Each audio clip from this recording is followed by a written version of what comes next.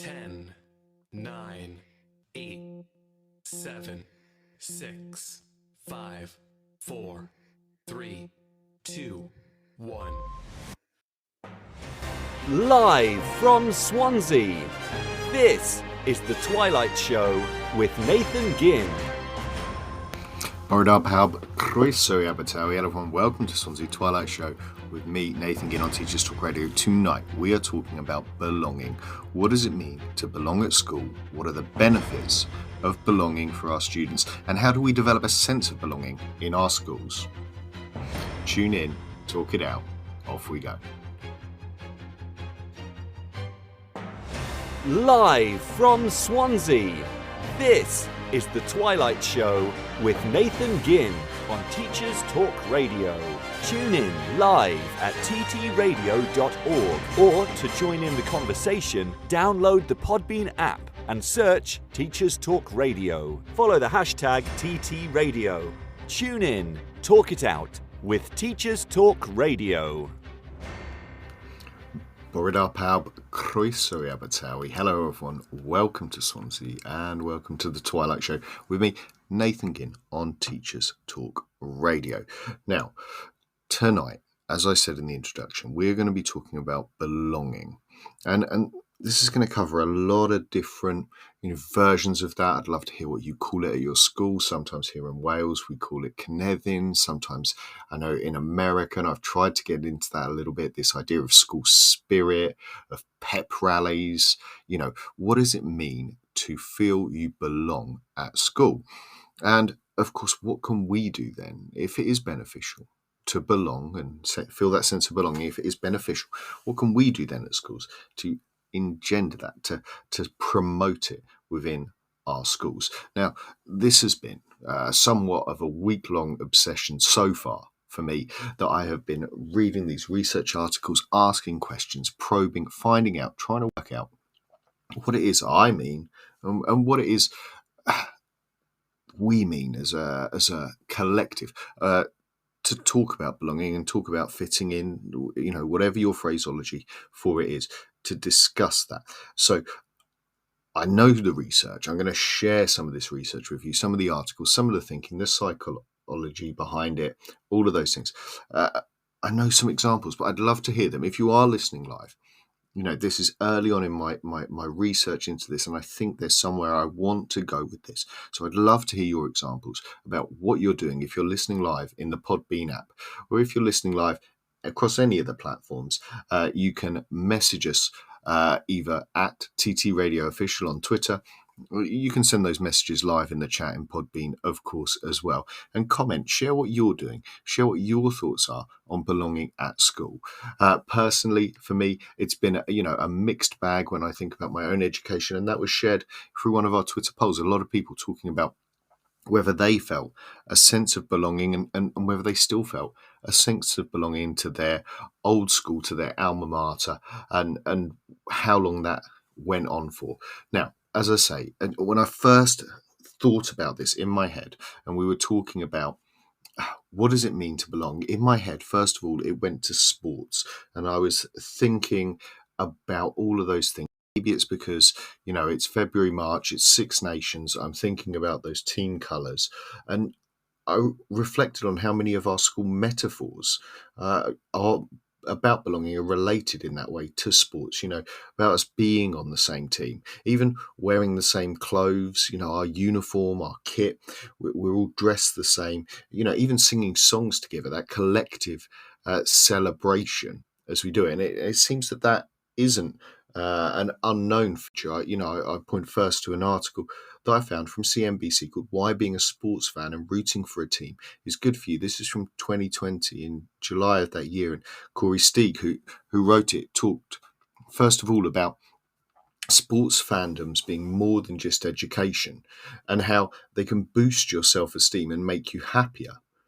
It goes on to quote a professor at Murray State University, Daniel Wan, talking about how being a sports fan can be very psychologically healthy activity for you. That being in that fandom connects us to other people, to like-minded people, and it satisfies a human need for belonging. And that interested me. And they had my attention. I was thinking, right, okay, so this collective need that we have for attention, that's for us to be together. That's something that I maybe need to think about in my practice for my young people. They go on to talk about things like these relationships being significant, and people who identify as sports fans having higher levels of self-esteem, lower levels of loneliness, and tend to be more satisfied with their lives compared to those who aren't interested in sports. And so I'm thinking, yes, this is something that I want to explore around the area of belonging. Now, if it is happening in sports, and as I say, those collective activities that we are doing in sports, and maybe you're a sports fan, maybe you stand on the terraces watching football at the weekend, maybe you play on a sports team, but certainly lots of our younger people don't. I didn't play team sports at school. I didn't go to watch football matches. Did that affect my sense of belonging in myself or to my community? And certainly when we reflect, and I've put this out there to some of our listeners about this idea of pep rallies, that American version of school spirit. I wonder, if you're listening in and any of your schools do activities like that. And I'm talking about that classic kind of thing that you would see in Hollywood movies and movies like Grease, where, there are cheerleaders and mascots and they're jumping and cheering before a big game. That's not something I recognise from the UK school system. Maybe I'm wrong, and I'd love to hear from people if I don't. But they go on to talk about how being a fan of a sports team, so this sense of belonging, brings with it more social support, help and resources. And the research then suggesting that the people have more support from their communities, they have better health as well. And that's something we've talked about in previous episodes of Teachers Talk Radio. So beyond the bonding, and the fans get to enjoy these psychological benefits of winning, of sharing those positive moments with each other because they feel like they belong to each other. Another psychologist quoted in the article, Stephen Resson from Texas University, goes as far as to say individuals feel that the fan interest, in this case a sports team, is part of them. So when the team is winning, you feel like you're winning even though you're not a player. That for me suggests that this, I've started off looking into what it means to belong. And as I say, sports for me is where my mind went to. Maybe your mind, when we talk about belonging, goes somewhere different. But it's where I started, and it immediately flagged up some things that I wanted for my young people, perhaps you want for your young people as well, around safety, lower levels of loneliness, self-esteem, and what that can look like. My next question led me into what was happening here, the psychology of it. And, for me, it's not an area I studied. Perhaps you have. So straight away, I'm looking for some help. And the help here came from Sal McLeod at Simply Psychology with an article on the social identity theory. They suggested that Henry Tajfeld's greatest contribution to psychology was social identity theory. This is back in 1979, and they proposed that groups of social class, family, football teams, etc., which people belong to, were an important source of pride and self-esteem, and these groups giving us a sense of social identity, a sense of belonging in the social world. It helped us divide the world into them and us based on this process, social categorization, and went so far as to propose that stereotyping is based on a normal cognitive process. As part of this, a tendency to group things together into this us and them. And we just happen to do so by exaggerating the differences and the similarities between those groups. Now, they went on to say through this and through the social identity theory that the levels that we talk to take three mental processes as we go through. And the first is categorization. We categorize objects, we order them to understand them and identify them in a very simple way. We categorize people as well, including ourselves, in order to better understand our social environment. And I see that happening with young people at school. And that is something that I recognize. And I think that's going to play an important part as my thinking develops of how we get children to see, are they part of us? Are they part of them? They go on to suggest that social identification, the second stage of this, is where we adopt the identity of the group we've chosen for ourselves. We define the appropriate behaviour with references to the norms of the group around us. And you can only do that if you belong to the group and you can tell who else belongs to the group. And this is the part where I definitely recognise this for us as educators. When new children join your school, when new children move between classes, or maybe if you're primary, when they move from one class into your class, they look around and are they copying the behaviours? Are they falling into those social norms of what is around them? Are they forming part of the group? Certainly last week when we were talking about behaviour and the potential riots, group behaviour is something that I feel was certainly not paid a great of time to on my teacher training and my understanding of group dynamics and how they work. Of course, we all talk about, our seating plans and our table groups and all of those things, but never really looking at how that group identity forms and what that means to us. And so, as I say, as we move later on, that again is an important part to me. Now, the final part of this stage of social identity theory suggests that there's social comparison. And this is the part that worried me the most, particularly in my sports metaphor that I was comparing to earlier. This idea that we are comparing us and them, and that we have to form an us and them, an in-group and an out-group to belong. And this is the part where, do we need competition between schools?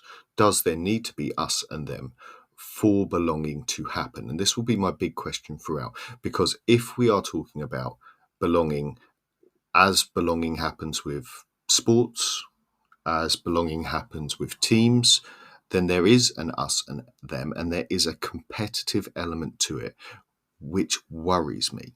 Now, I'd love to know if you're listening live, if you're listening back, tweet your answers to me. But is there an element of competitiveness at your school that forms part of your school identity? Do you compete as a group with the school down the road? And I guess I'm talking beyond school sports, but if you do have school sports rivalries, I'd be really interested in that as well. And how does that help foster? Because my early reading of the initial stages of social identity theory suggests that needs to happen. And it is something that I may be uncomfortable with.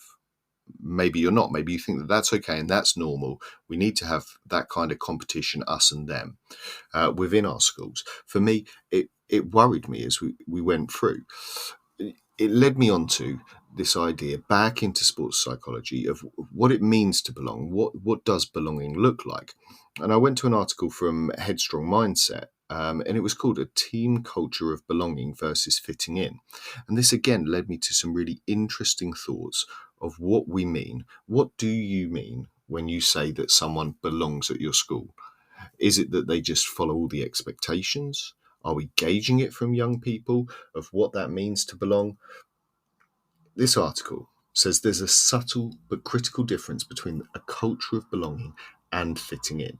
Creating a team culture of belonging is key to, in their senses, we're talking sports psychology here, of melding a roster of over a dozen unique individuals into a single team with a shared sense of identity and purpose. Maybe I've gone down the wrong route. I'd love to know, do you see belonging at your school as a sports metaphor? They go on to say that the culture of belonging starts with a belief that every member of the team has an essential role to play. Finding and utilising unique assets of each player on your team will optimise your team's potential. A culture of belonging celebrates each player's uniqueness. A fitting in culture, they compare it to, ostracises players who are different than the majority and forces assimilation. Assimilation is the process in which a minority group becomes to resemble or assume the values and behaviours of the dominant group. The consequence of assimilation is a loss of identity for the minority. And this was the crux for me when I hit upon this contradiction between fitting in, forced assimilation, and belonging. Now, if we're saying that belonging is about celebrating uniqueness, and we do some of those through some, I certainly have heard of some examples through researching for this of schools where, we're talking about having specific days, specific weeks where we are celebrating specific characteristics. All of those things schools are good at for a day or a week or a month, I would say, but certainly we are getting better at celebrating those uniqueness and making people feel welcome, which is a part of belonging. But the forced assimilation, and in its most progressive educational viewpoint I will take on this for now, is what school uniform does, is what silent corridors do, is what having structured answers and yes sir, all of those things, rules around haircuts. We're talking about forced assimilation. So I'd love to hear from you as well. Is your school doing fitting in, belonging, in the sense of celebrating uniqueness and what that unique person brings to the team? Or are they a culture of fitting in, which is you need to be just like us, or you will be ostracized and you will be forced out? Now, Brené Brown, who talks a lot about this, and you may well have seen TED Talks and all kinds of videos from her, in her book Braving the Wilderness, describes an interview she did with Pete Carroll, an NFL coach for the Seattle Seahawks, talking about belonging for teams. And he said, there's no question that it's easier to manage a fitting culture. You set standards and rules. You lead by put up or shut up. But you miss real opportunities, especially helping your team members find purpose. When you push a fitting in culture, you miss the opportunity to help people find their personal drive, what's coming from their hearts. Leading for true belonging is about creating a culture that celebrates uniqueness. What serves leaders best is understanding your players' best efforts. My job as a leader is to identify their unique gift or contribution. A strong leader pulls players towards a deep belief in self. And there was so much in that quote, so much that jumped out at me that I liked, but also so much that as a classroom practitioner, as a teacher, I was thinking, logistically, how do I achieve this? How do I find the time, the space within what I have to do, a very structured day, in secondary as well, moving between classes, to celebrate that uniqueness, to find that personal drive, to make them feel like they belong. And certainly to me, I don't know if it does to you, sounds like a contradiction, that we are saying belonging as opposed to fitting. Belonging is about uniqueness and being different, but fitting in is about assimilating and being the same. And as I say, when we move on to talk about the benefits in this and how exactly it fits in through some of the research that we know to schools and what we can do about it, it's the belonging we're looking for. And I think that is a careful pitfall that we have to avoid, to see that we are aiming for belonging and not fitting in. They go on to say that inclusion doesn't just feel good for teams, it also impacts on their performance, stamina of marginalized athletes. When players experience exclusion within a team, they tend to demonstrate lower levels of confidence, team spirit, motivation, which ultimately results in burnout. And they suggest that building a team culture of inclusion is the best way to retain talent. Now, as I say, that sounds wonderful. If I'm running an NFL football team where all the players are doing something different, and players will come and go and make their own choices as adults, and in fact, I'm probably paying them significant amounts of money to do what I'm asking of them. But the words around inclusion, those words around inclusion are bits that stayed with me, because for me, inclusion is about uniqueness. And belonging for me, then, I want to be about an inclusive version of belonging rather than a fitting in. It led me back to psychology.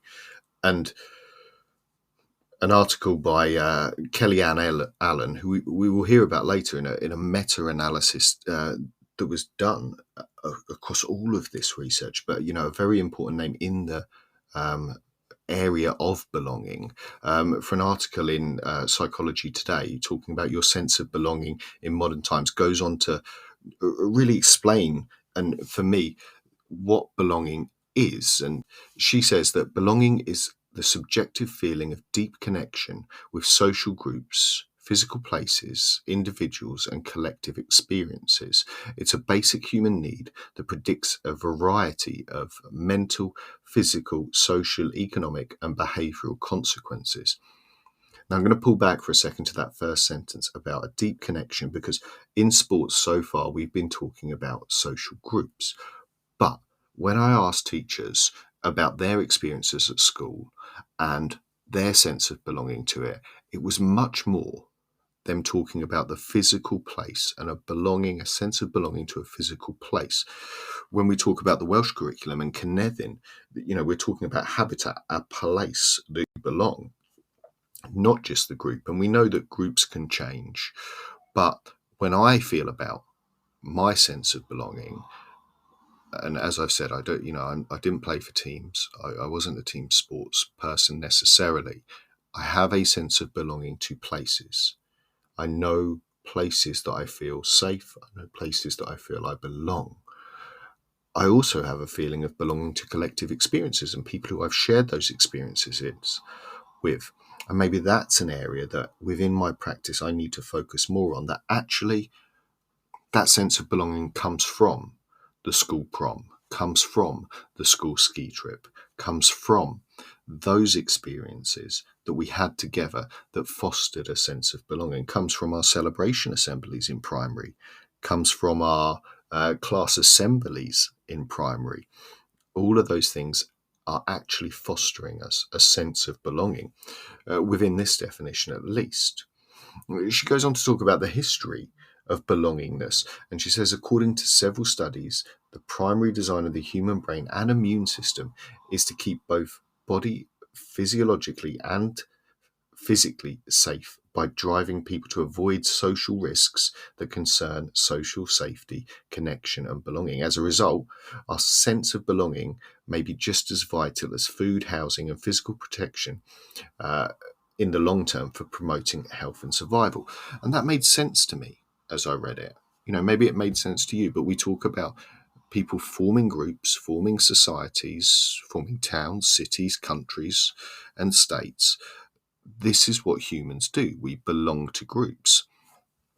Admittedly, my fear that there becomes an us and them element to belonging, because, that over history didn't necessarily end well, having a strong sense of belonging. We verge into areas of patriotism and all of those parts of human history that maybe belonging can go wrong. The components of belonging, as far as Kellyanne Allen put it together, and this is a meta framework of belonging that she's put forward, contained 4 main components for people to consider to nurture a sense of belonging. And this was about competencies, opportunities, motivations, and perceptions. And this is where we find ourselves at the start, and something that I want to reflect on. And so when we go through, we're going to be asking, and I ask of you, and if you're listening live in the Podbean app, you can message by texting in. You can, of course, call in to share your thoughts and your ideas on this. And of course, you can tweet us at TT Radio Official. Even if you're listening to this back in a week or two, this is a long-term passion. I think that there is something here I want to work on over a long amount of time around belongingness in my school. Now, the first part of this was about competencies, and I'll give you her definition before we think about what this looks like in schools. But competencies for belonging are a collection of subjective and objective skills and abilities required to connect and experience belonging. Individuals' ability to relate to others, to identify with their cultural heritage, a sense of identity, and connect to a place and nation, and they're all facilitated by these skills. Competencies help people ensure that their behaviour conforms to the social norms, aligns with cultural values, and respects the place and the land. Now, when I ask, what does this look like in school? And I have so far failed really to find a lot of people with a very clear idea on what they're doing specifically to do this. But if we're talking about young people and the young people that we work with, whether they have the abilities and the skills to belong, I first think back to the primary level. And it is not uncommon in primary schools for people to be doing what we call friendship groups when they are falling out. Activities to learn to share and play together. And I would suggest that it is something that sometimes is missed at secondary level for children who have, for whatever reason, missed out on that social development for a number of reasons. And not just recent ones like COVID, but children who have missed out on opportunities to learn how to share and take turns. And there are schemes available for these that can help develop them and activities. But I would suggest as well that things that most of us understand, because they are mostly things that we either did as young people or we do with our own children, about the ability to take turns, the ability to negotiate between people, the ability to show empathy and that we care and have friends. They just often aren't worded in the terms of belonging. They're worded in the terms of friendship or in the terms of being polite. Can the young people you're working with, do they have the competencies for belonging, would be my first question. If they don't, what are we going to do about it? Now, as I've said, there are schemes out there, many, and I don't want to promote any specific ones, that can help with these developments of an interventionist approach where we can take children out and we can do turn-taking activities, we can do sharing activities. And I would say, more common at primary would be my experience than at secondary, that we can do these. The second part that she looks at in these key components of belonging, though, is opportunities to belong. She says the second component of belonging is the availability of groups, individuals, places, times and spaces in which belonging can occur. For example, the capacity to connect with people is meaningless if there's no opportunities to connect. And I think this is something as teachers we can all reflect on that has happened, we noticed it happening in those really tough days of lockdown, that we weren't having the opportunities to connect. And when we came back, some of those opportunities to connect were limited, either by classroom bubbles or by the way we'd staggered lunch breaks and breaks. Did we allow them to happen? Now, I would ask of you, within your school, what opportunities are there for young people to belong?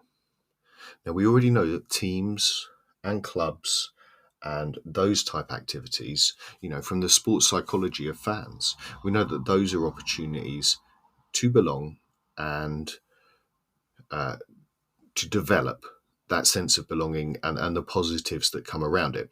So does your school have clubs, extracurricular activities? Are they something that is happening that means that a young person can be part of the chess club, part of the coding club? Can they have a little pin on their badge that makes them feel a part of that group? Because I think one of the aspects that we forget as a whole school is we need to foster a sense of belongingness, and ideally we want that belongingness to be school located to receive the benefits, and we'll see how that looks later on when we get into the nitty-gritty of the research. But a sense of belongingness in itself is a positive, whether that is that they belong to us or whether we are promoting scout groups outside of school or other activities like that for our young people to go and take part in, a sense of belonging in a positive way. Because I will say from my own experience that if we are not giving them somewhere to belong and an opportunity to belong, they can find it elsewhere. And they can find it as teenagers in dangerous places. And so providing safe opportunities to belong.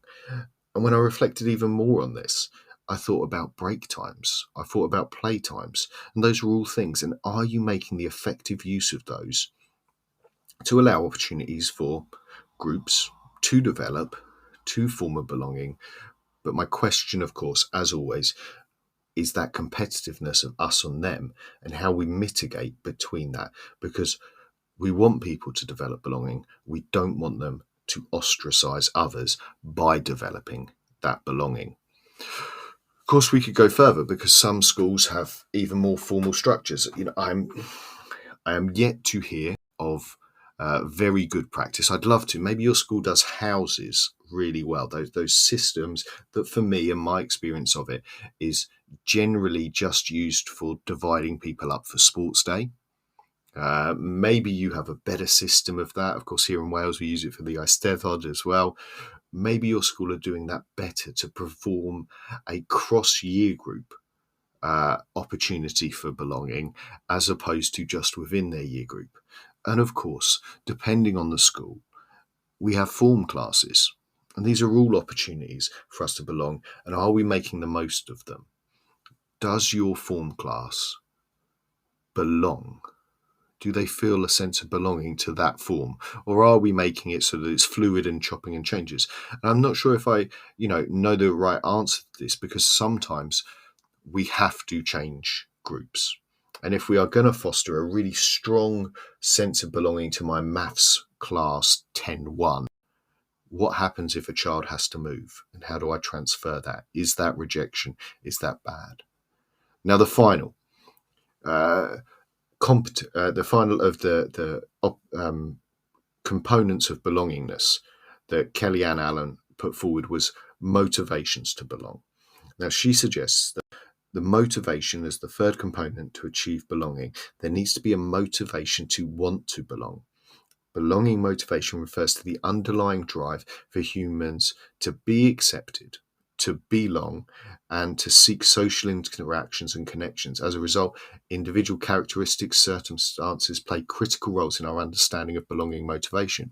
And we've had a message in there from Mr. Shu, who says, I have to run and we'll catch up later. Thanks to research, this is great so far. One question: do teachers have to have a sense that they belong in order for students to do so? Would that help stop teachers quitting? And how would teacher belonging happen? And that is a great question, Mr. Shu. And I'm sure, some of this will play on it as we go through the research. I'll bear it in mind as I read through the rest of the show and try and find some answers. But I think maybe we are talking about a whole nother show there on whether us as teachers feel that we belong, because certainly within schools I've worked in, there have been schools where I felt I belong and I was proud to wear those school shirts.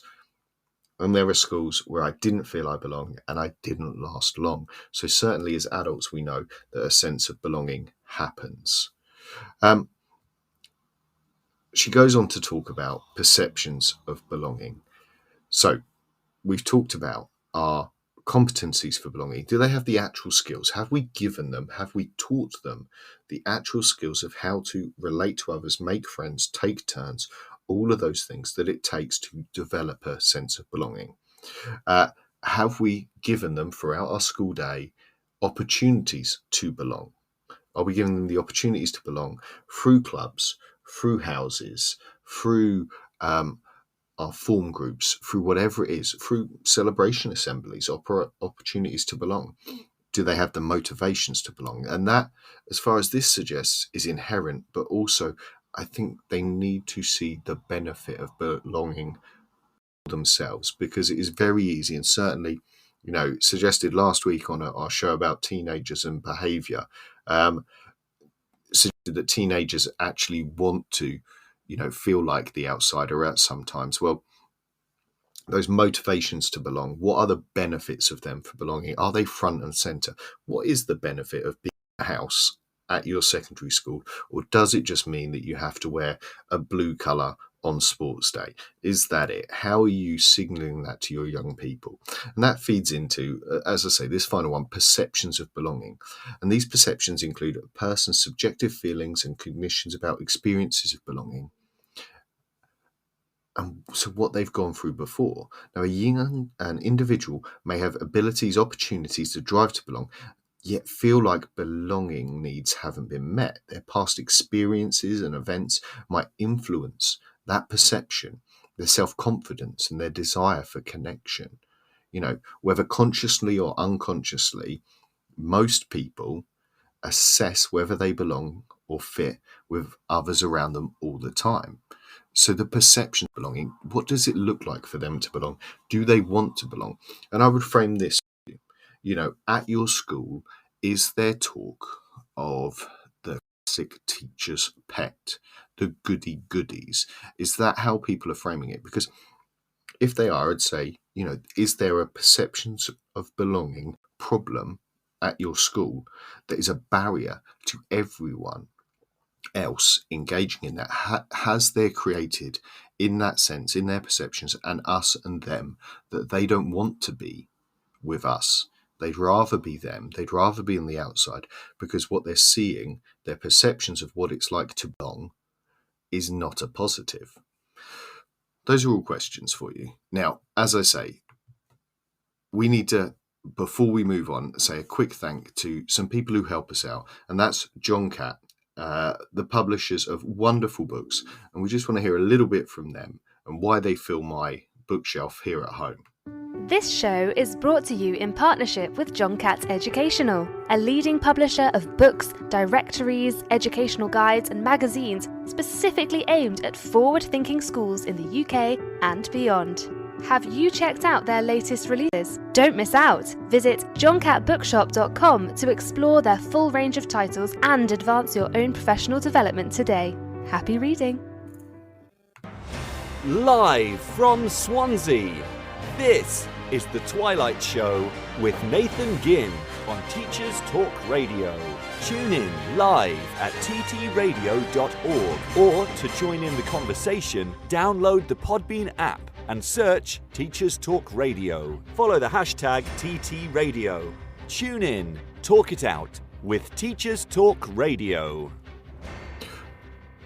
Borodar Pab, Croeso Abatawi. Hello everyone, welcome to Swansea, welcome to the Twilight Show with me, Nathan Gynn on Teachers Talk Radio. Now tonight on the show, we're talking about belonging. What does it mean to belong at school? What are the benefits of belonging, and how to develop a sense of belonging in our schools? Now, if you missed the first part of the show, and of course, you can always listen back at ttradio.org/listen back, or on iTunes, Spotify, Amazon, whatever your choice of those things is. You can listen back to the start of the show, but we were just talking and about some of the questions around what is belonging, what does it mean to us, and what does it look like in schools. We talked a little bit about the psychology of it, where that comes from, and an idea for breaking it down into how those different things happen for us.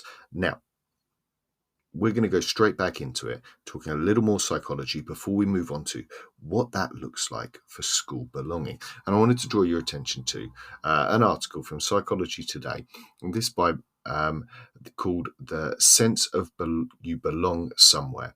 And we'll go, it's from December 2021. So it starts off, for a fundamental psychological need, belonging is full of paradoxes. We search for it everywhere, in the arms of kin, on familiar streets, among friends with similar beliefs, yet there it is in solitude, in literature, among magnificent trees. Belonging anchors our hearts to our nests, yet it goes, unfastening our wings and setting us free on our quests. And that for me is a lovely description to start us off there. And this paradox, as I said earlier, that my senses of belonging aren't to people. My senses of belonging are to places, and maybe it is entirely subjective. And then if I have a cohort of young people, how do I meet all of those needs? The article goes on to talk about that in psychology, belonging is defined as a subjective feeling that one is an integral part of the surrounding systems, including family, friends, work, school, cultural groups and physical places. That's from Haggerty et al., 1992.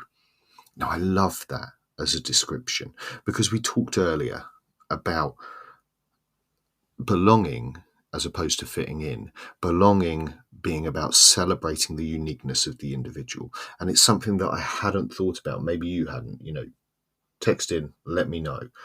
Do you think of belonging as being unique and how you fit in and what you bring and that you are an integral part to that system?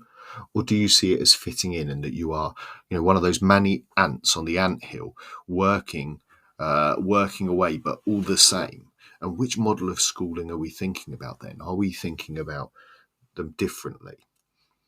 Another lovely quote within this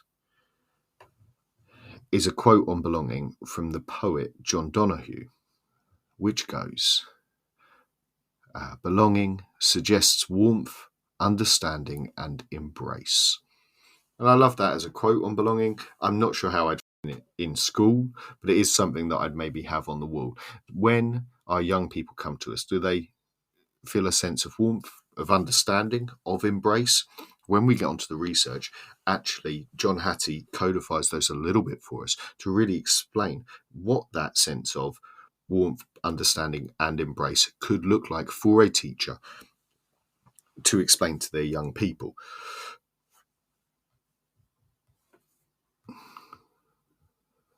Louise Berchon, a therapist and author of Belonging Everywhere and Nowhere, compares it to showing others your authentic self and getting a thumbs up. Now, this, of all of the quotes within that article, and there were many and we've looked through them already, is one of my favourites. Do our young people, when they come to school, can they be their authentic self? Do we give them the opportunities? Do we give them the security when they come in? Does our school suggest to them that they can be their authentic self, and we give them a thumbs up that is okay? Those are wonderful questions to me from a slightly side perspective on what belonging means and how we might move it into school. Now, as I say, we need to look at what it goes into school, and I'm going to draw on something here from the University of Exeter's Open Research Repository. It's by Sue Roffey, Christopher Boyle, and again, Kelly Allen, who we heard from earlier, as I say, an important name within this area of belonging. And if you want to look into this further, I'd say, Google that name and belonging, and you'll find a lot of really interesting articles there where you can read them fully for yourself. But I'll paraphrase for now. Why are students longing to belong at school? They state that school belonging is commonly defined as the extent to which students feel personally accepted, respected, included, supported by others within their school environment. They draw that from Goodenow and Grady 1993. It's been found to be a predictor for a range of broad academic, psychological, and physical health benefits for young people. A sense of school belonging can not only buffer the effects of student anxiety and depression, but also boost academic engagement and motivation. It's been related to a myriad of further beneficial outcomes, including resilience, gratitude, sleep, self-esteem. So school belonging, specifically that we're on to now, has been shown to decrease incidence of factors that are not conducive to education, such as bullying, misconduct, school dropout, and truancy. And it doesn't take much to increase a sense of belonging. Now, these are all wonderful news for us as educators, and they make logical sense. If you feel like you are belonging to the group, then incidents of bullying would go down. If you feel a sense of belonging to the school, the misconduct within that school would go out. And particularly for me, around the word of truancy, which is not something that I'm a fan of the word in that sense, but certainly absenteeism. If you feel like you belong there, then certainly our attendance rates hopefully would go up. And if we're looking for a way to address attendance, as many of us are at the moment, then maybe belonging is somewhere we should look. They go on to suggest that there's a plethora of brief interventions that demonstrate that with very little cost and effort, the issue can be effectively addressed. That sounds, again, positive to me. I haven't heard them from teachers in the classroom. We'll get onto some of the things that do work or apparently work later on, but they don't, to me, sound like interventions yet. I've heard of a couple, but what are you doing at school? Message us at TT Radio Official or drop a message in the chat here on Podbean Live to let me know what actual kind of interventions. I'm talking broader than school uniform here. That's too broad for me. I'm talking specifically, like a fall prevention, taking children out. What are these things that people are doing to increase a sense of belonging? Or am I looking in the wrong places? Am I looking at this wrong? Is this something that we've all been doing the whole time? They suggest that there's a range of factors that strongly predict connectedness, with teacher support and social emotional competencies taking a strong lead in fostering this for young people. That's Allen et al. 2018. Here we are then. Teacher support being a leading factor in young people's sense of belonging at schools. What is it that us teachers can do? How do we develop then? If we are in control here, it is up to us to develop that sense of belonging. What are those things that we can do? We will get there, but we're not there yet. The other aspect they pull on is those social and emotional competencies. We talked earlier about competencies to belong. Have we taught our young people, do they have the skills to take turns? If we're talking about ability to make friends, ability to fit in with a group, have we taught them those skills? And maybe there will be people in the chat, and feel free to challenge me on that feel that is not school's place to teach those. It's, parents' place or families' place to teach children how to take turns or how to be polite to each other, how to say no, how to invite others into a game, all of those things. Certainly, though, my experience in primary is it's something that happens on the playground every day. But are we targeting it? Are we thinking about it? Are we being deliberate about it with a sense that this is something that will not just mean that we've got less arguments, but actually improve all of those other areas that it suggests, buffering the effects of anxiety, boosting academic engagement, improving their sleep even. If we have a thoughtfulness about it, can we increase those? Can we change them? They finish off by talking about loneliness, and they say loneliness has been brought to the fore recently, both in the UK and elsewhere, heralded as a burgeoning issue for both teenagers and elderly that requires a kind of critical attention. We know why. Had those years, given compelling research demonstrating the moderating power, a sense of school belonging for loneliness. Should schools and society at large be making a concerted and targeted effort to address the loneliness epidemic in teenagers through school belonging intervention? That's where they leave us. A question of should. I would argue, and hopefully you've been on this journey with me, as we went from the benefits of being a fan of a sport to the psychological need for human beings to belong somewhere, to the opportunity that we have as schools. We have a lot of young people. We have them all together for an amount of time. Are we providing opportunities for belonging and for them to use those skills? Now, in a second, we're going to pop to the news. But before we do, I wanted to share with you just a few thoughts here from a analysis research paper, Holly Craggs and Catherine Kelly, 2018, about adolescents' experiences of school belonging. And this was a qualitative meta-synthesis. They talk about how belonging is complex and multifaceted. We've been there, we understand. They talk about the psychological literature over a period of decades now, starting with Maslow. 1943 positions belongingness as a key psychological need on that famous triangle, claiming that individuals whose belonging and love needs are unmet, will hunger for affection.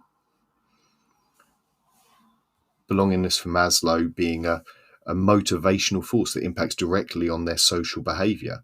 We also know from Bowlby's attachment theory that they consider it a fundamental to emotional well-being, and that was 1969, emphasizing the importance of responsive relationships between children and key adults as determining factors. And we've heard that many times now, the key adults being a key part in us fostering belonging, what can teachers do?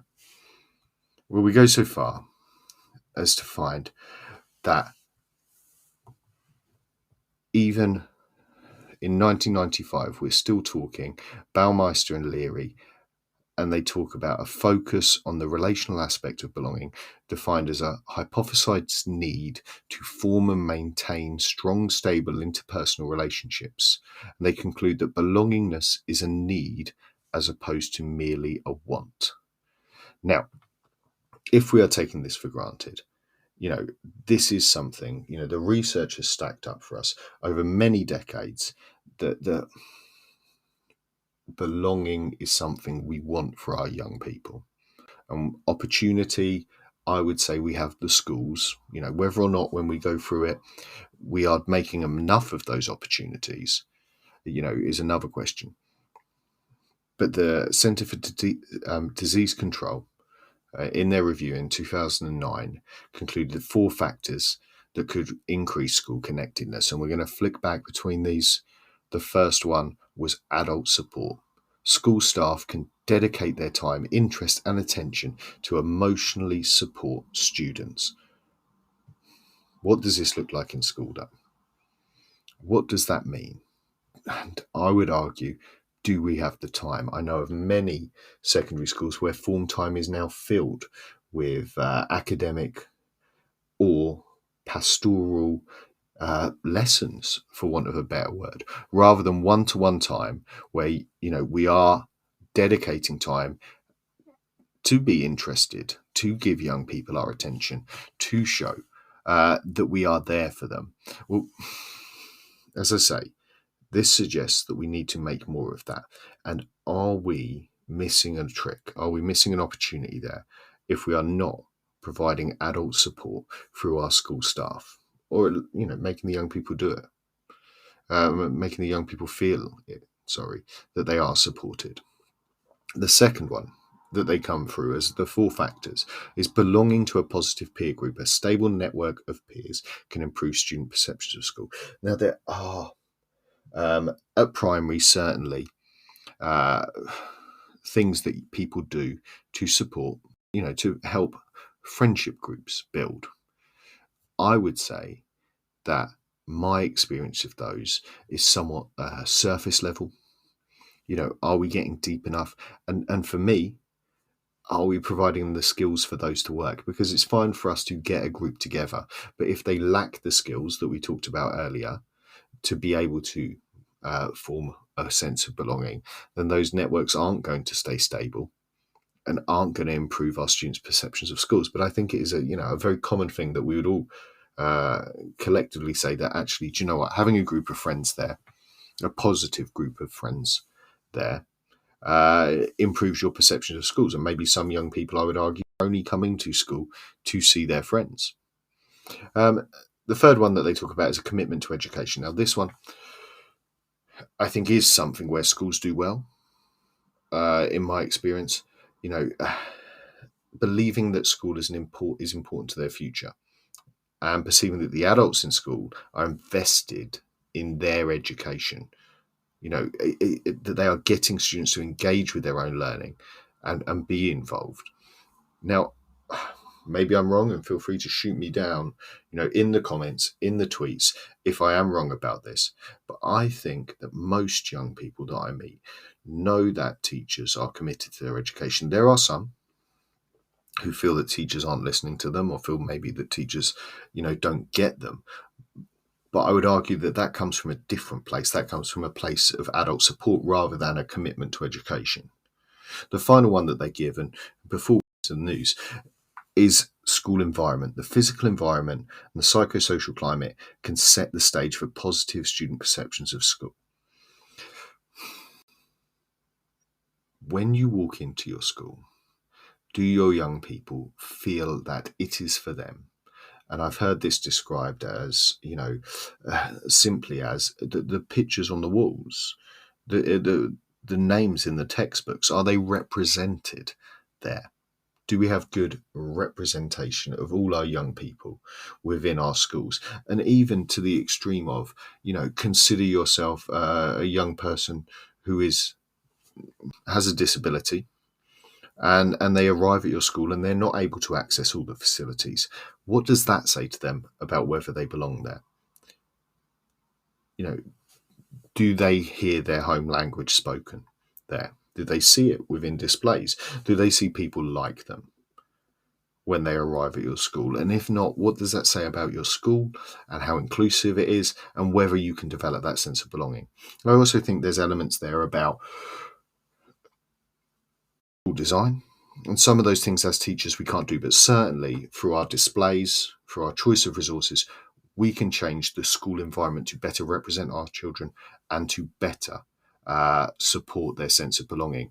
Now, their conclusion was that the meta-synthesis of all of that information produced a higher order concept of feeling safe to be yourself and through relationships with others and the school setting.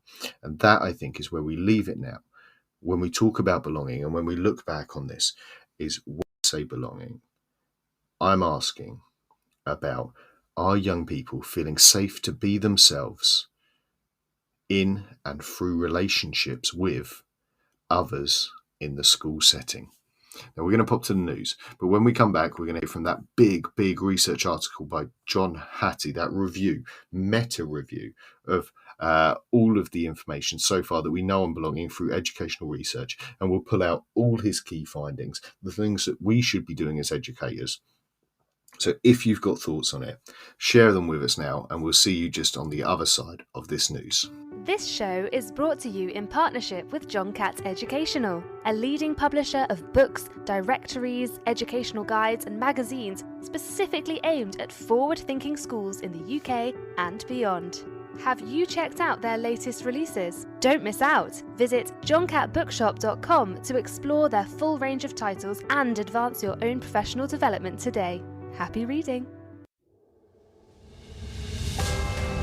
This is Teachers Talk Radio, and this is Teachers Talk Radio News.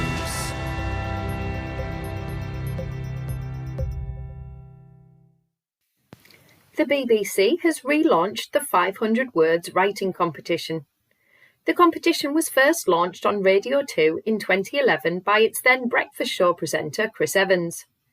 The UK-wide contest continued until 2020 with Evans' successor Zoe Ball. It will return in September and will again be backed by Queen Consort Camilla. It'll also be supported by Sir Lenny Henry. The announcement was made on Thursday the 1st of March, World Book Day, on BBC One's Breakfast News programme.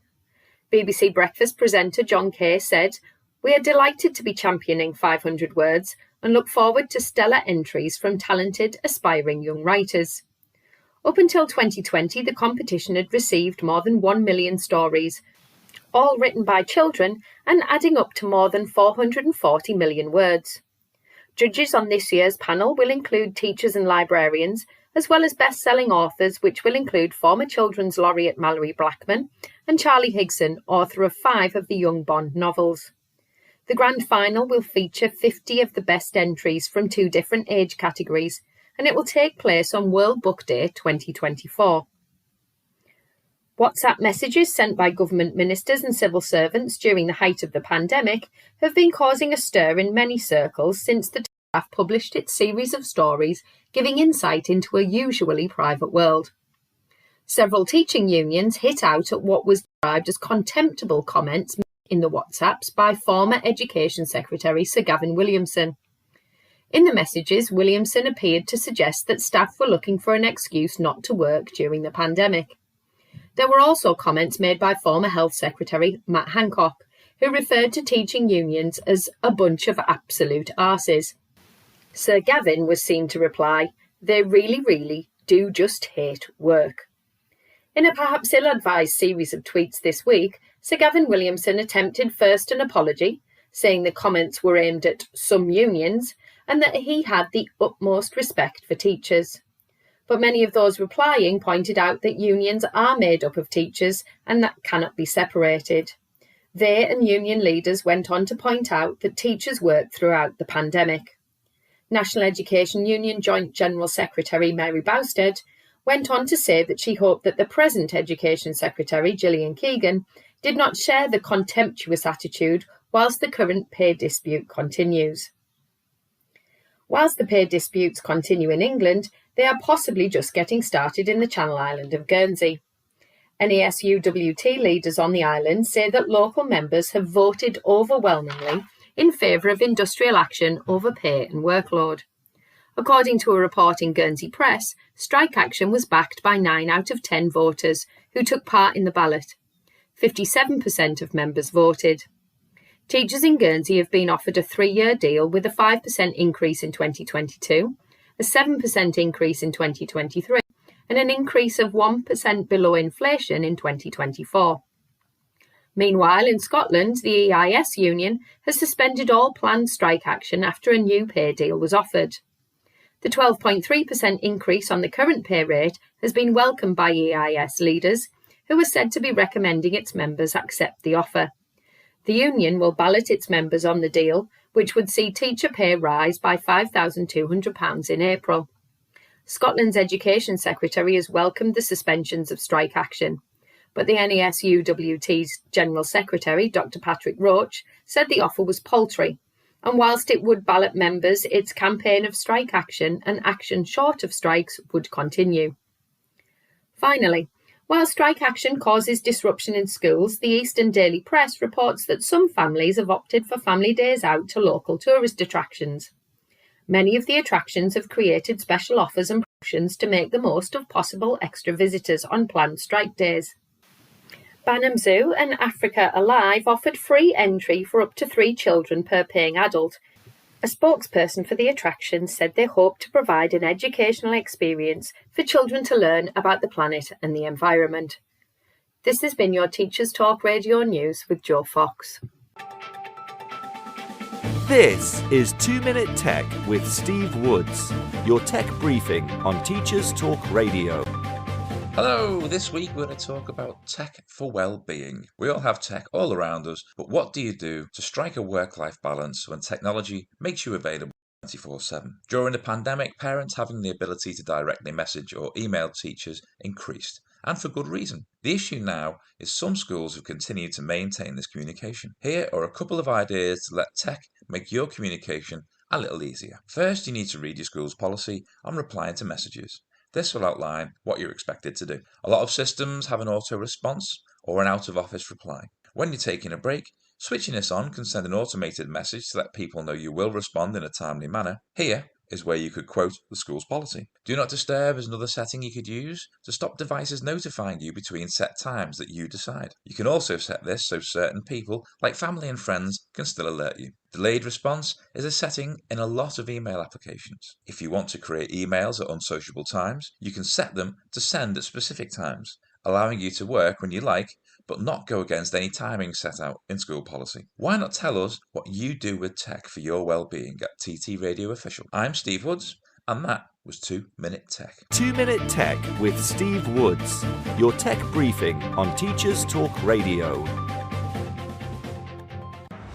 Live from Swansea, this is the Twilight Show with Nathan Gynn on Teachers Talk Radio.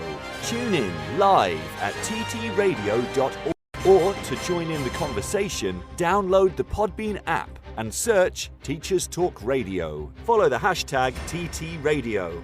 Tune in, talk it out with Teachers Talk Radio. Borodar Pab, Croeso Abatawi. Hello everyone, welcome to Swansea and the Twilight Show with me, Nathan Gynn, on Teachers Talk Radio. Now, if you're just joining us, we have been talking this evening about belonging. What does it mean to belong at school? What are the benefits of belonging for our young people? And how do we develop a sense of belonging in our schools? If you want to catch the first halves, of course, you can find it at ttradio.org/listen back, or you can find it on iTunes, Spotify, Amazon, whatever your choice of podcast streaming platform is. And you can, of course, listen to the start of this show and catch up. But for those of you who want to join us live, and we'd love to hear your comments as they come in. I'm going to give you a brief whistle stop of some of the things we've discussed. We've talked about some of the theory. I'll give you a quote from exploringyourmind.com, Social Identity, Why We Feel the Need to Belong. They talk about social identity and the degree to which we identify with a certain group. It's a measure of how important the group is to us. And the more we identify with the group, the more the group will define us personally.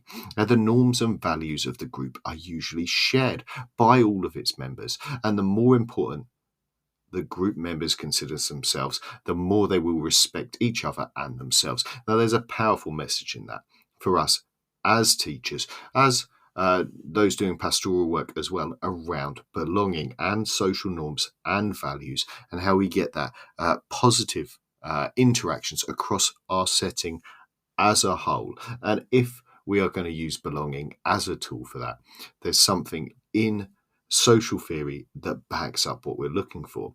We can go on as well when we talked about how to create it and why to create it. We can talk about Tracy Bauer's work from 2021 in an article of Forbes, and she quoted Ginny Stewart, a senior consultant with the Neuro Leadership Institute, about being surrounded by other human beings doesn't guarantee us a sense of belonging. Belonging actually has to do with the identification as a member of the group and the higher quality interactions which come from that. It's the interactions over the time which are supportive of us as full and authentic human beings. We've talked about how to create belonging because it's so important, and about that opportunity to embrace groups, whether they be through sports clubs, whether they be through after school clubs such as chess club or coding, whether they be opportunities at break time, inform time, all of those things that we can do. We've also talked about, my concern coming into this was that opportunities to be authentic. Remember, according to some experts, trust is built when you are authentic, empathetic, and perceived as competent.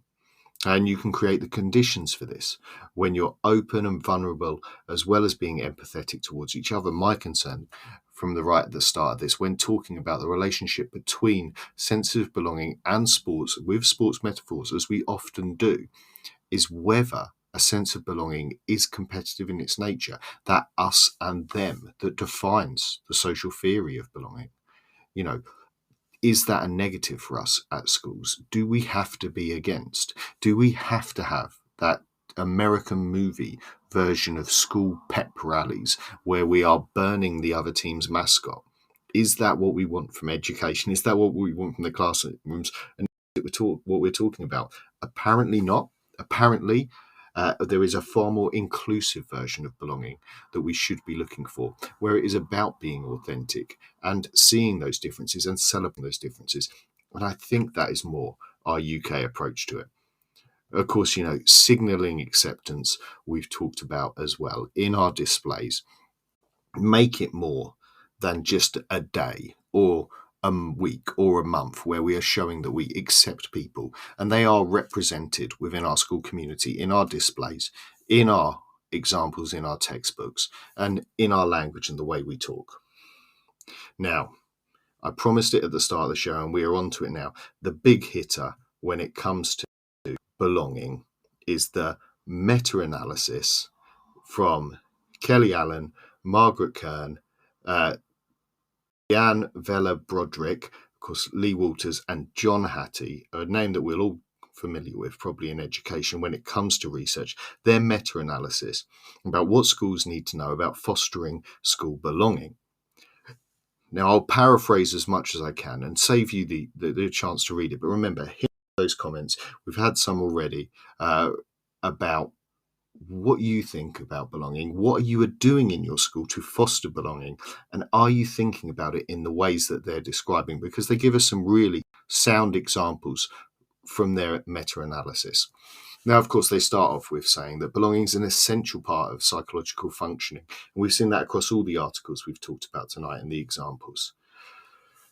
They say it's most consistently defined as the extent to which students feel personally accepted, respected, included, and supported by others in the school environment.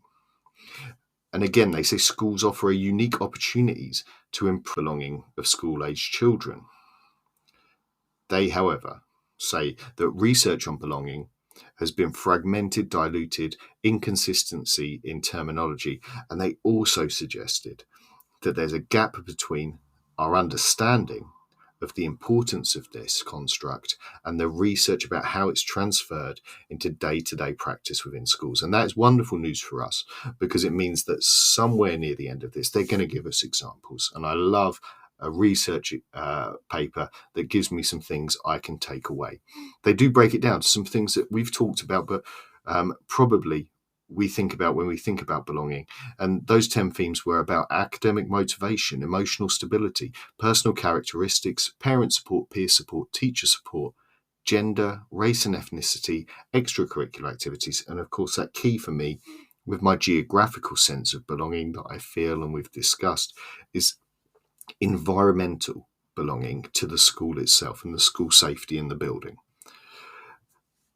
They highlighted for us through this, and this is one of those things that we keep coming back to, that teacher support and personal characteristics were the strongest predictor of school belonging.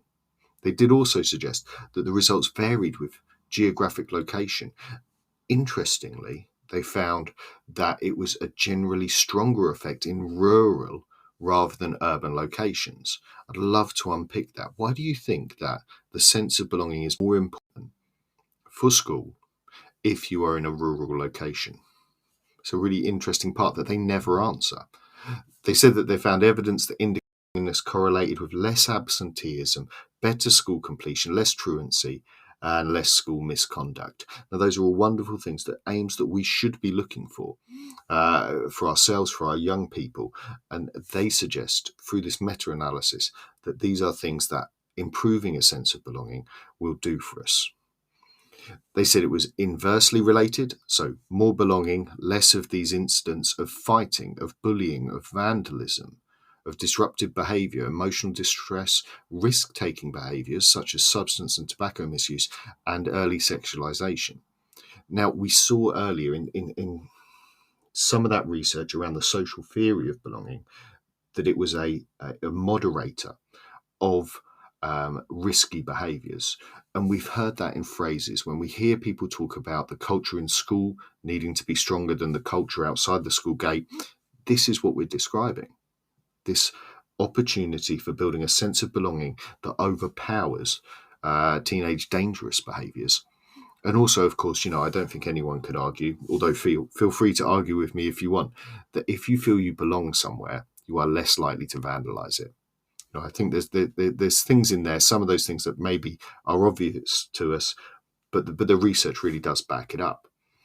We obviously talk about adolescence being a period of identity formation. We talked about that last week, about actually it's a tricky time for teenagers between childhood and adulthood, and their identity formation at the time is a feature of their development, and how we can stabilize that for them by giving them a sense of belonging, and it facilitates their transition into adulthood. And it's an important in mid-adolescence, they suggest, where there's a disconnection from school, from peers, all of those things going on, teenagers being teenagers, and that's when we need to get them. And so whilst I've said earlier on in this that the examples we've heard from teachers are often tended towards the primary, it seems from this research then that Key Stage 3 is where we should be putting in our effort. What are you doing at Key Stage 3 to promote a sense of belonging, to help moderate those behaviours that are a natural part of going through your teenage years? They do unpick some of the negatives of not belonging and the concern. They suggest that the PISA demonstrated that across 42 countries, across over 8,000 schools, that student disaffection with school ranged from 17 to 40%. On average, 1 in 4 adolescents were categorised as having low feelings of belongingness.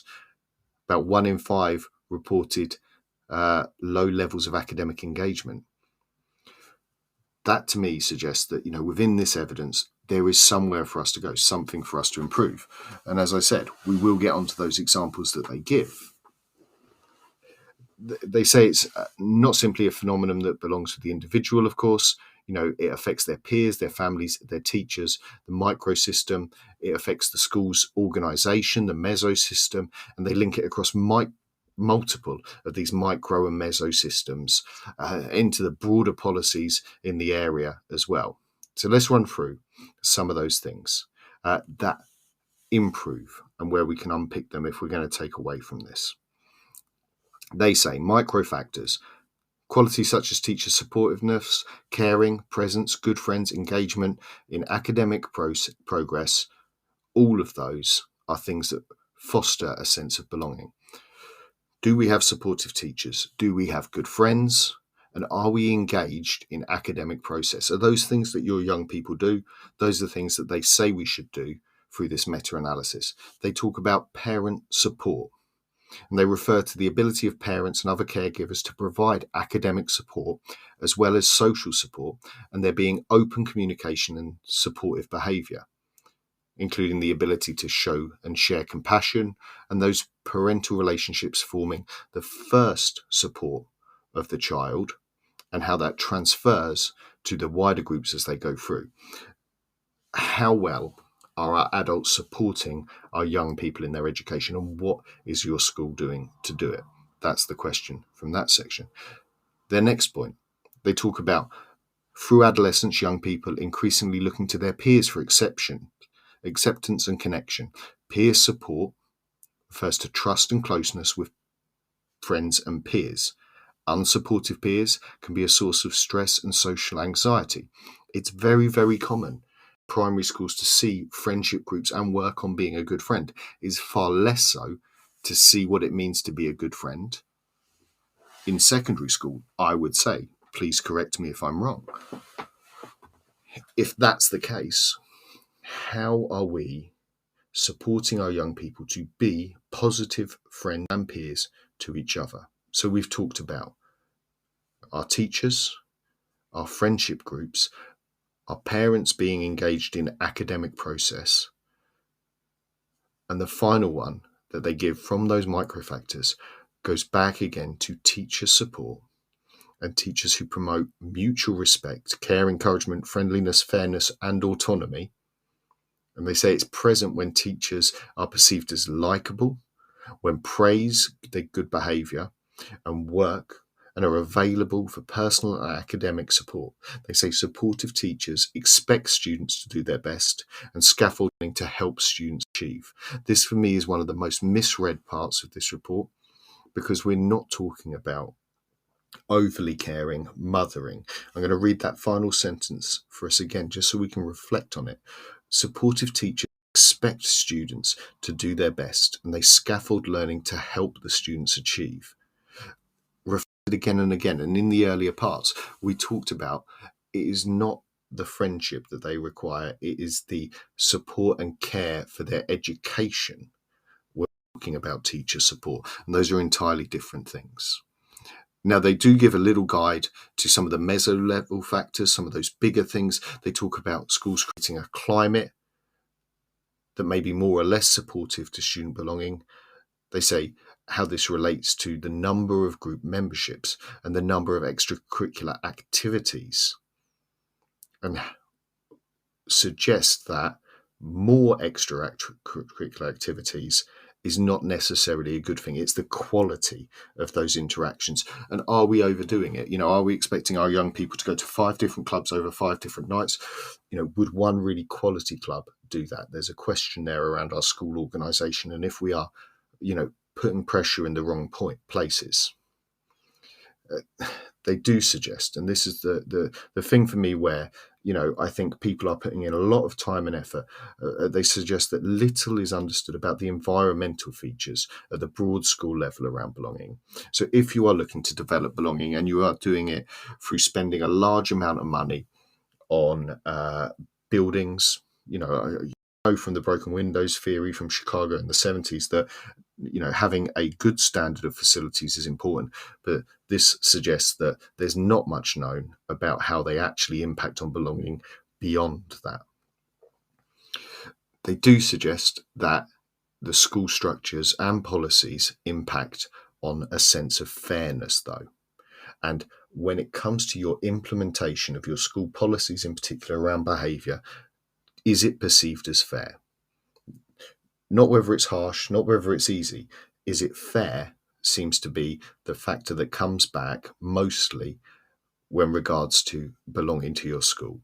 And that, for me, I can reflect why schools who do behaviour well can have such different approaches, whether you be right down the end of that warm strict or at the far other end. I think if you are doing it well and you are fair, this would back up, and that's my own opinion. If you disagree with me, by all means comment in and let us know.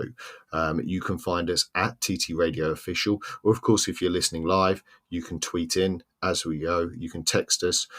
But for me, I think fairness over anything else when it comes to those behaviour policies, and this research suggests it as well.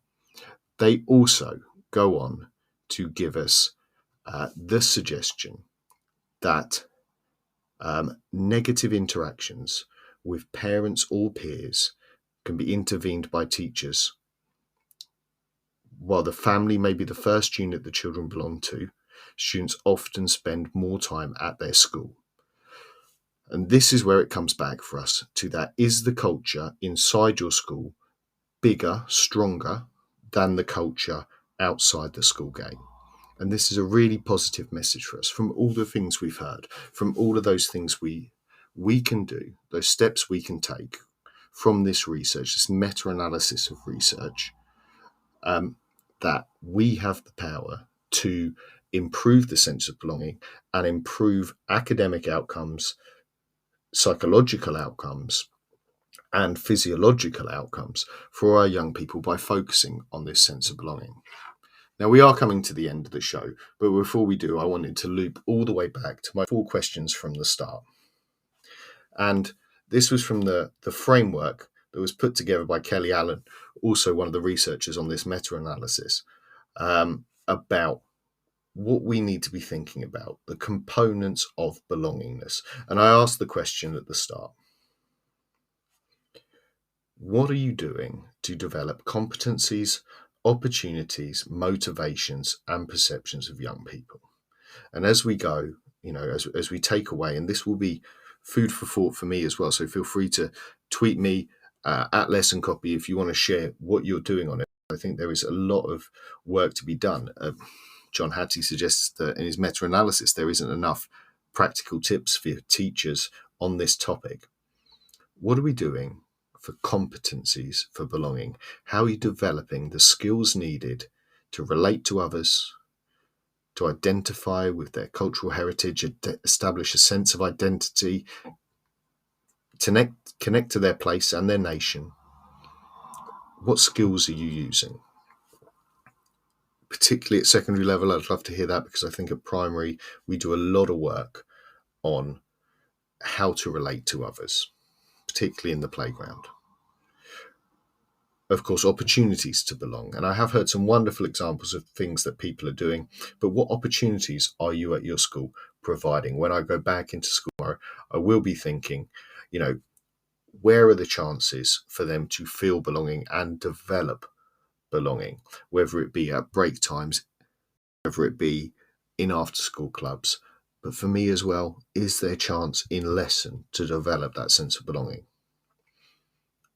Of course, we talked about motivations to belong and where that comes from them. Do they see that there is a positive benefit in what we are selling? We're putting out there, you should belong with us. Do they see it? Do they see it as a positive? Where does that come from? And of perceptions of belonging as well, particularly important for teenagers as they go through those formative years, transitioning from young person to adult, and their perceptions of belonging change and which groups they want to belong to. all of those things incredibly important for us. I will leave you with a little bit more from Psychological Today, and this bit through that sense of belonging. And we have talked a lot about interpersonal belonging as we go, but there is evidence in this article called The Sense You Belong Somewhere that really touched me as a geographer, as someone who feels belonging to place, that we can develop a sense of belonging and a poignant relationship with a place, a deep-rooted feeling that we belong somewhere, and we can reflect on that beyond the people who are there. They also suggest that there is a way that we can belong through nature, a relationship that plays a vital role in our well-being and satisfies some of our fundamental needs for meaning, purpose, connection, a pathway to belonging through nature. The quote from Ryan Lumber at De Montfort University is, "As social creatures, we've evolved in concert with nature for millions of years. Our propensity to engage with life and form social bonds is not restricted to people. Nature is one such entity we can do it with. At the heart of nature connectedness lies a meaningful relationship with nature. It's a thing that we are not separate from nature. Instead, we're part of a wider natural community and thus connected to something much bigger than ourselves." And that's where the magic happens. So I will leave you with this. Whether you are going back to school and looking for your young people to feel connected with nature, to feel a sense of belonging to their school team, to their chess club, to their form, to their friend group, whatever it is you're looking for, how are you going to develop a connection for our young people that they feel belonging to something much bigger than themselves? That's all we've got time for here on Teachers Talk Radio Twilight Show tonight. You can, of course, catch up with our other shows. In fact, if you're listening live, you can head over to Twitter, where our live space will be starting very, very shortly. If not, it's Nostar from here in Swansea. Good night. We'll see you next time on the Twilight Show. And of course, if you want to catch up any of our shows on whatever topic, go to ttradio.org/listenback, type in your keywords into that search bar, and of over 1,000 episodes there, you'll be able to find something, I'm sure. Good night, tune in, talk it out, and Nostar.